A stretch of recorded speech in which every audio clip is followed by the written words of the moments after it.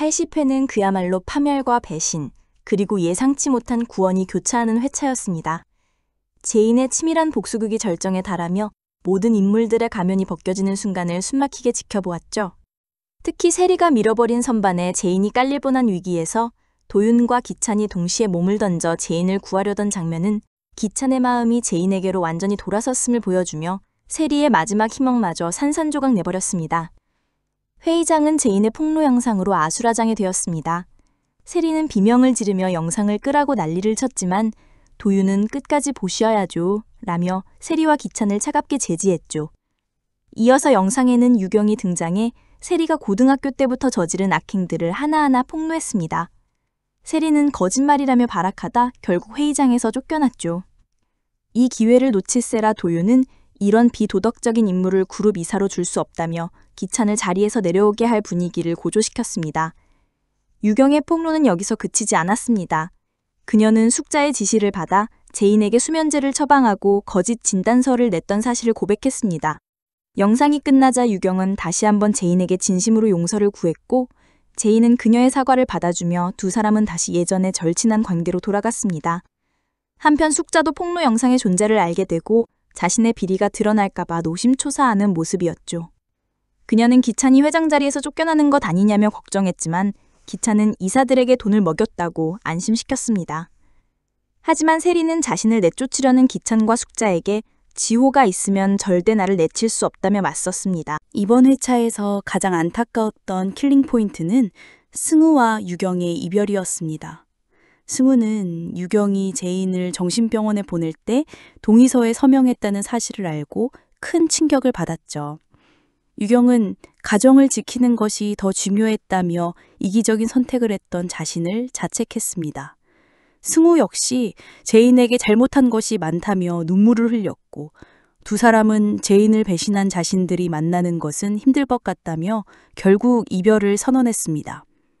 이 장면은 두 사람의 비참한 죄책감을 보여주며 복수의 끝에 남겨진 상처를 느끼게 했죠.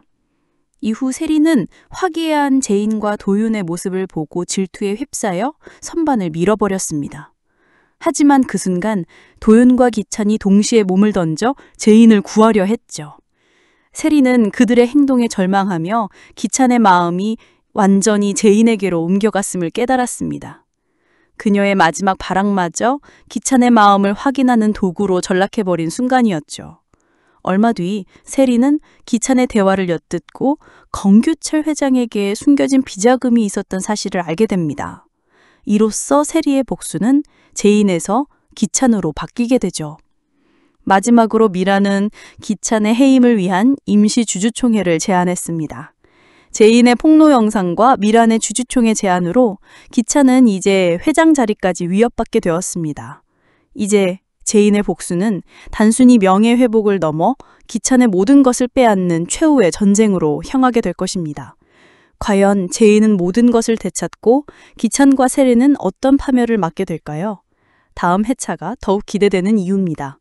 81회는 제인의 복수극이 최고조에 달하면서 악인들의 마지막 발악이 가장 소중한 사람들을 향하는 충격적인 전개를 예고하고 있습니다. 지금까지 제인의 복수가 황기찬과 세리의 명예와 재산을 앗아가는 심리전이었다면 이번 회차부터는 사랑하는 사람을 지키기 위한 처절한 싸움으로 변모할 것 같네요. 이번 회차의 가장 큰 갈등이자 킬링 포인트는 바로 자영의 실종이었습니다. 세리는 제인의 폭로로 모든 것을 잃게 되자 가장 잔인하고 비열한 방법으로 제인에게 복수하려 했죠. 그것은 바로 제인의 유일한 가족이자 치매에 걸려 아무것도 모르는 자영을 납치하는 것이었습니다. 제인은 자영이 사라졌다는 사실을 깨닫고 극도의 불안감에 휩싸이게 될 것 같아요. 이로 인해 제인은 냉철했던 복수심 대신 어머니를 향한 사무치는 그리움과 세리를 향한 맹렬한 분노를 드러낼 것입니다. 세리의 이 같은 행동은 제인의 복수심에 기름을 붓는 꼴이 되었죠. 제인은 이제 세리를 향해 무자비한 응징을 가할 준비를 마쳤습니다. 이와 함께 황기찬 역시 자신의 죄를 숨기기 위해 또 다른 악행을 저질렀습니다. 도희 뺑소니 사건의 진범은 황기찬이라는 사실이 모두에게 알려졌지만 그는 자신의 죄를 덮기 위해 엉뚱한 사람을 희생양으로 삼았죠. 바로 승우를 뺑소니 범인으로 재수사 대상에 올린 것입니다. 승우는 황기찬의 계략에 휘말려 경찰에 체포되었고 이 모든 것을 알고 있는 오성은 아들이 잡혀가는 것을 보며 극도의 당혹감과 고통을 감추니 못했습니다. 그동안 아들을 지키기 위해 황기찬의 곁에서 머뭇거리던 오성은 아들이 직접적인 위협에 처하자 비로소 황기찬에게 맞설 용기를 얻게 될 것입니다. 이번 회차의 가장 충격적인 떡밥이자 킬링 포인트는 바로 승호와 오성의 관계가 드러나는 순간이었습니다. 제인과 도윤은 오성이 승호가 체포되었다는 사실에 그토록 절규하는 것을 보며 의아함을 느꼈죠. 이내 두 사람은 오성과 승우가 부자 관계라는 사실을 깨닫게 되면서 큰 충격에 빠졌습니다. 이 사실은 그동안 오성의 행동을 설명해주는 중요한 복선이 되었죠. 과거 오성이 기찬의 편에 섰던 이유, 그리고 제인의 복수국에 소극적일 수밖에 없었던 이유가 바로 승우를 지키기 위해서였다는 사실이 밝혀졌습니다. 이로써 오성은 단순한 도력자가 아니라 아들을 구하기 위해 황기찬과 목숨을 건 싸움을 해야 하는 중요한 주인공이 되었습니다. 이제 관전 포인트는 명확해졌습니다. 제인은 자영을 구하기 위해 세리의 은신처를 찾아내야 하고 오성은 아들 승우를 구하기 위해 황기찬의 악행을 세상에 폭로해야 합니다.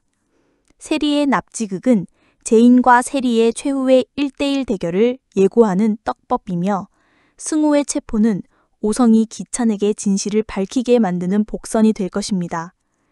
이 모든 사연들이 얽히고 설키며 앞으로의 전개가 더욱더 흥미진진해질 것으로 예상됩니다. 그럼 이제부터 다음의 뇌피셜 극장 속으로 들어가 볼까요? 제인은 자영의 방을 미친 듯이 뒤지고 있었습니다. 엄마 어딨어요? 그녀의 목소리는 불안에 떨리고 있었습니다. 자영이 사라졌다는 사실을 믿을 수 없었죠. 그녀의 눈은 온통 세리를 향한 분노로 이글거렸습니다.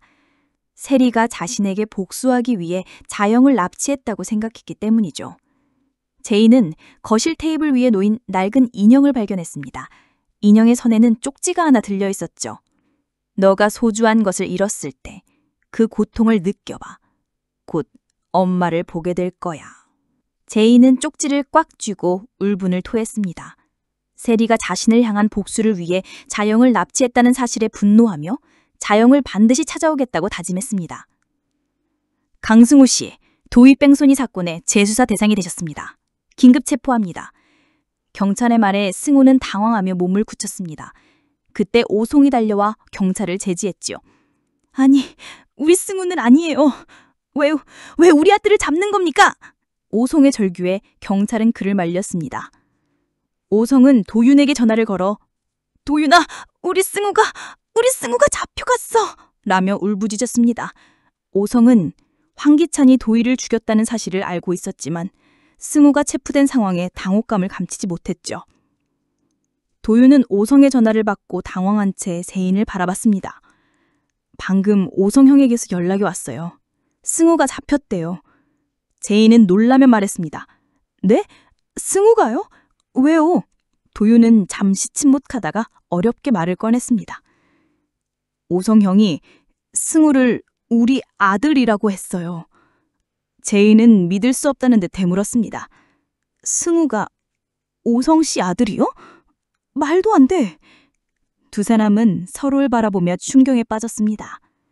오성과 승우의 관계를 알게 된 제인과 도윤은 이제 자영과 승우를 동시에 구해야 하는 상황에 놓이게 되었습니다. 81회에서는 세리가 자영을 납치하고 황기찬이 승우를 뺑소니 범인으로 몰아세우면서 제인의 복수극은 새로운 국면을 맞게 될 것입니다. 오성은 아들 승우를 구하기 위해 황기찬에게 맞설 것이고 제인은 자영을 구하기 위해 세리에게 최후의 일격을 날릴 것입니다. 과연 제인은 자영과 승우를 무사히 구해낼 수 있을까요? 그리고 오성은 아들을 지켜낼 수 있을까요?